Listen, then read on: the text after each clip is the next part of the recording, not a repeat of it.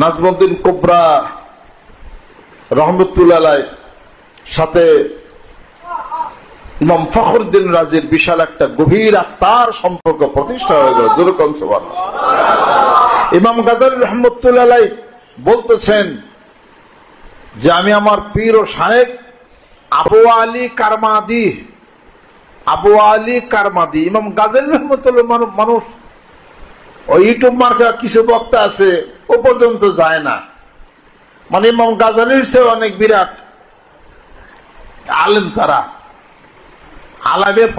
আলেমে ফটাফট, বুঝলেন না? আলেমে ফটাফট, আলেমে ফাটাফাট, আলেমে ফাটফাট, ফটফট করে মানে খুঁজে দিতে পারি। যারা রুহের আত্মার জগতের জাগরণ ঘটালো পৃথিবীর বুকে, পাকবর্ত মহাদেশের বুকে, তাদের কোনো কথা রেফারেন্স তারা ইউটিউবের বক্তব্যের মধ্যে তারা টানে না। ইমাম গাজালি রহমতুল্লাহ তার বায়াত গ্রহণ করলেন আবু আলী কারমাদি রহমতুল্লাহ হাতে, বললেন যে বিগত 10 বছরে আমার মনে হয় আমার যত ইবাদত বন্দী সব মিথ্যা হয়ে গেছে। তারপর তিনি ধ্যান খেল মধ্যে নামলেন, নীরবতা জীবনে তিনি চলে গেলেন। তিনি এই যে হিসাবপত্র বড় বড় মনীষী আরো যারা আছেন তাদের কথা ওনার রেফারেন্সে টানেন না, ওনারা খালি একতরফায় বায়াত হয়েছে, মুরিদ হয়েছে, ইটা ওটা হ্যান তেন এগিয়ে দেয় মানুষকে, শুধু খালি ঠেলা ঠেলি শুধু খালি পারে। আর কিছু মানুষ যারা শ্রোতা আছে, এত ইতিহাসও তারা ঘাটে না, ওই একটা বইলে দিয়ে গেল, মাঠ গরম করলো আর কি, উনি মাঠ গরম করে চলে গেল আর কি। শয়তান জানে যে মানুষের আত্মার সাধনার বলে বলিয়ান হয়ে এটি মানুষটা আমল করবে, সুন্দর জীবন হবে, অতএব এরা করতে দেওয়া যাবে না। কথা লক্ষ্য করছেন কিনা?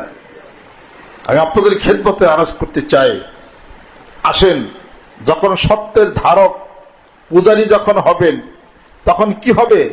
আসিদক ইউনজি ওয়াল কিযব ইহলিক, মিথ্যা মানুষকে ধ্বংস করে, সত্য মানুষকে পরিত্রাণ প্রদান করে। যেরকম সুবহানাল্লাহ। ওই সমস্ত কিছু বক্তা সত্যরে খালি অপনন্দন করতেছে, খালি ডাকতেছে, সত্যরে ডাকো, খালি মিথ্যার মধ্যে গেছ, বক্তব্য কতদিন চলবে? আর বরকত আল্লাহ যদি উঠাইয়া নেয় কিছুদিন খালি ফাট ফাট ফাট ফাট করবা খালি, পরে কিন্তু এরকম বহু দেখা গেছে, খুললেই শুধু খালি কাফের, তারপরে মুনাফিক, জাহান্নামী, এগুলোই শুধু খালি হয়। এই সমস্ত কথাগুলি হাদিস শরীফ বিরোধী। যত বড় বক্তাই থাক, কাউকে কাফের বলা এটা খুব সাংঘাতিক জিনিস। এটা কাউকে জাহান্নামী বলা এটা হাদিস বিরোধী কথা। এটা এগুলো আল্লাহ পছন্দ করেন না। হাদিস শরীফের মধ্যে আসছে, যদি কোনো ব্যক্তিকে তুমি জাহান্নামী বলো এটাও ঠিক না, তার কারণ জীবনের শেষে এমন একটা ভালো আমল সে করবে যে আমলের কারণে সে জান্নাতি হয়ে যাবে। তুমি কাউরে জান্নাতিও বলো, এটা বলাও হাদিস শরীফে নিষেধ। তার কারণ তুমি যাকে জান্নাতি বলো তার আমল দেখে জান্নাতি বলো, তুমি জীবনের শেষে এমন কাজ করবে সে জাহান্নামে চলে যাবে। তাহলে বোঝা গেল কি হাদিস শরীফিটা কাউরে জান্নাতি কারো জাহান্নামে দুইটা বলাই নিষেধ। কথা ঠিক আছে?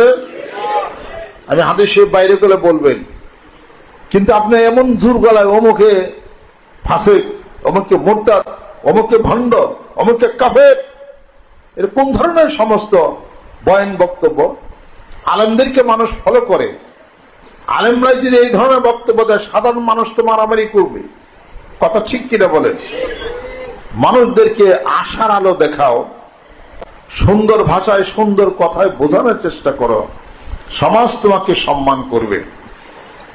আর যাকে দেখা যায় শরীয়তের বিরোধী, তার খুব বিরোধী বইলেও তাকে আল্লাহর রাস্তায় আনা তাকে কখনোই যায় না।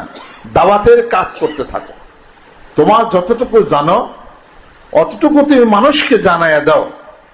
এটুকু যদি তুমি গোপন রাখো, উলজিমা ইয়াউমাল কিয়ামাতি বিরিজামিন মিন নার, আগুনের বেড়ি তোমাকে পরায় দেওয়া হবে।